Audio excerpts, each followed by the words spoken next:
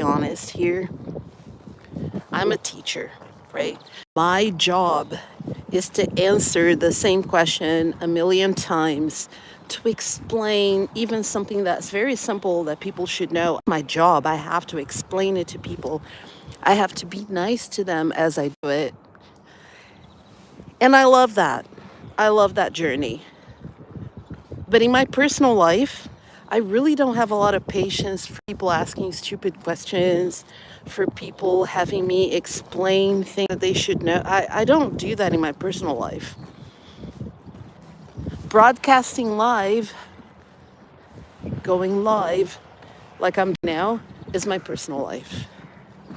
And so when people come in, are you in Norway?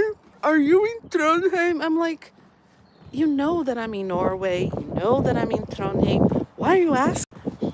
And it's some of it is like people who are clueless, but some people, they know where I am, right? They know me in my personal life somewhere, somehow. And they come in with a fake name to troll me, and they ask me these very questions. And it's annoying. And I have zero time for that.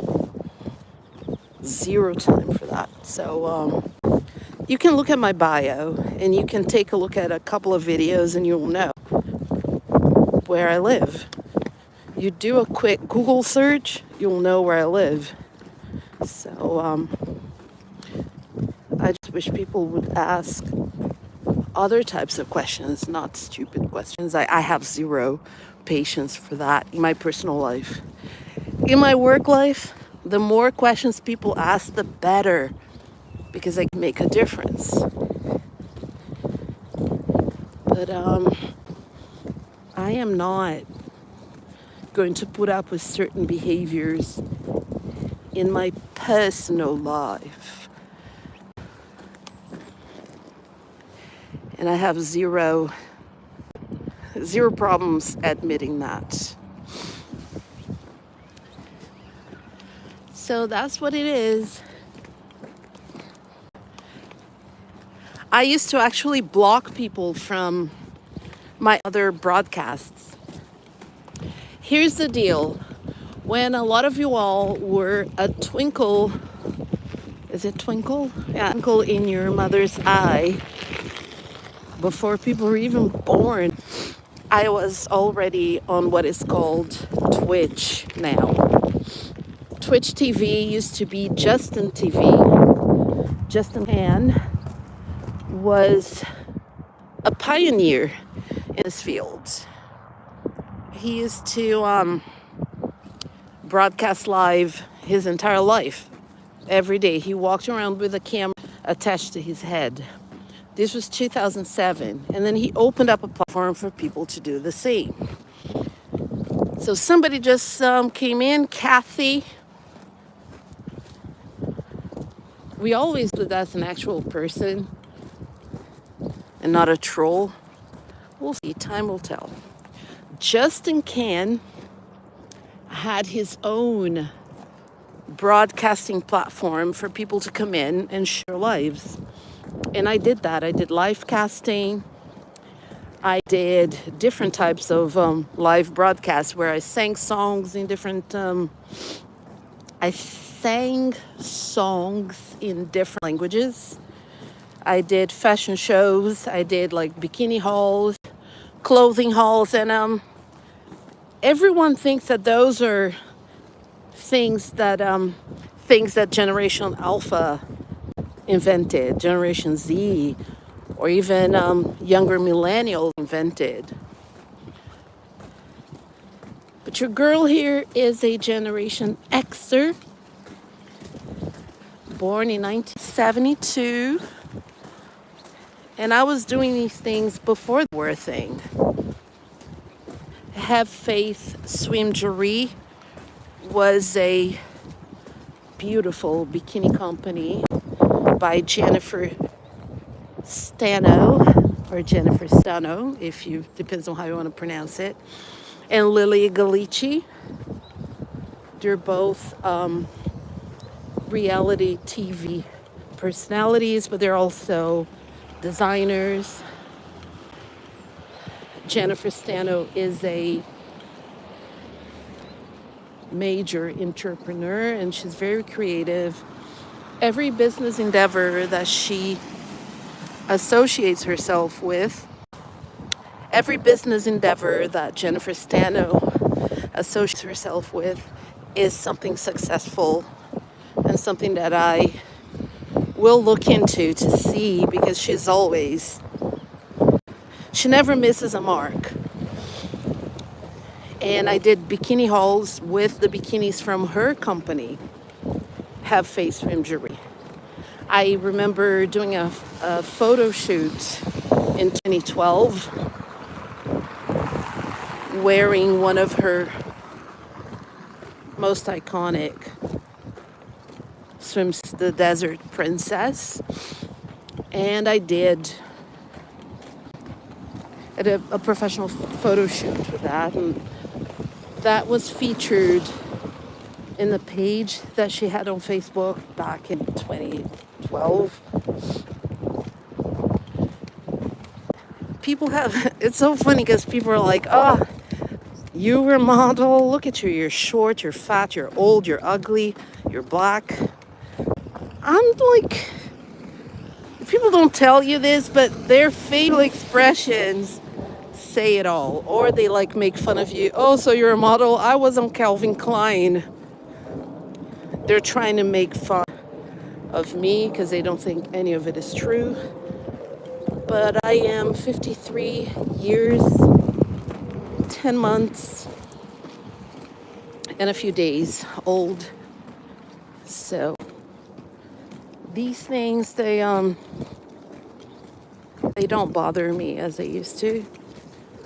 I don't cry over criticism anymore. When I was a young woman, I cried over criticism a lot. Not anymore. And it's funny that most people that say horrific things to other people, they themselves should be looking in the mirror, should be looking at their lives and at their accomplishments before they make fun of other people. I don't know if you guys have seen, I don't know if there are people in here listening to me, but I don't know if any of you have seen videos that start women's reactions to Jennifer Lopez or women's reactions to Margot Robbie. You know what I mean? And it's the ugliest women. They're saying that Margot Robbie isn't pretty, right? It's like, look at yourself here. Look at yourself. How dare you? You know what I mean? So I'm okay with all the negativity because it never comes from a good place.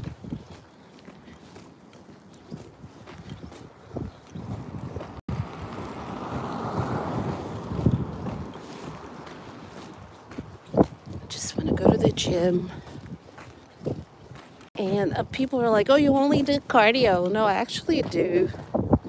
When you see me on an elliptical trainer, that is like cranked up to maximum resistance to where I could be lifting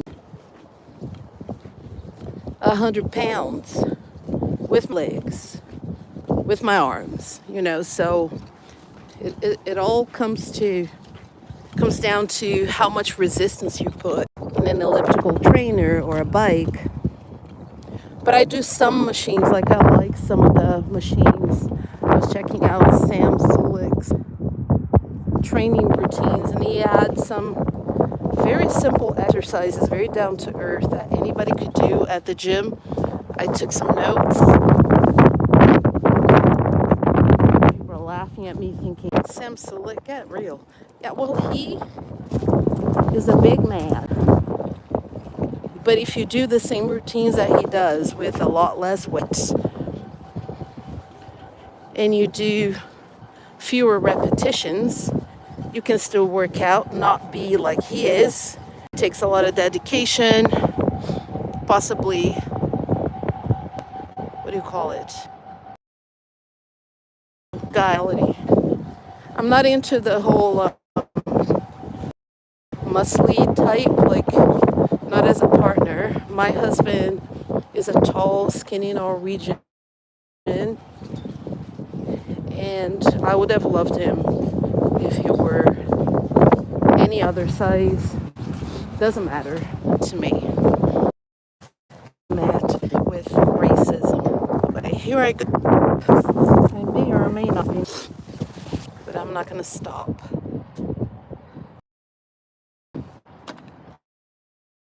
People out there. I may or may not be saying this for specific. So this building is the same building for the soccer team, Rönnheim Idrettslag, and it's also the same building for Trete, and it's also the same building for the library, dentist offices. So when I say I'm getting ready to maybe face racism, it could be at any of those places.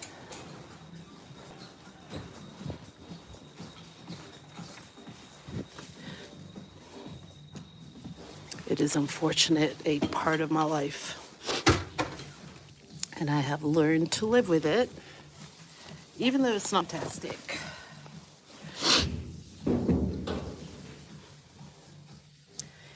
Yeah, I've been attacked with racism in many different places in this town.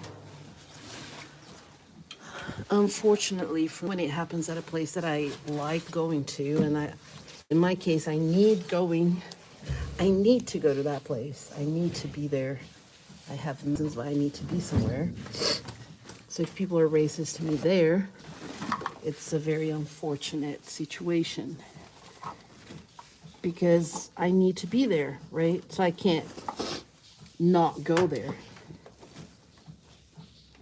And if you tell management, yeah, this person works here for you, they've been racist to me, and they're like, oh, we need to hear their side of the story, maybe it's not true or whatever. So you have nobody to back you up and help you, but you still have to be at that establishment. What do you do?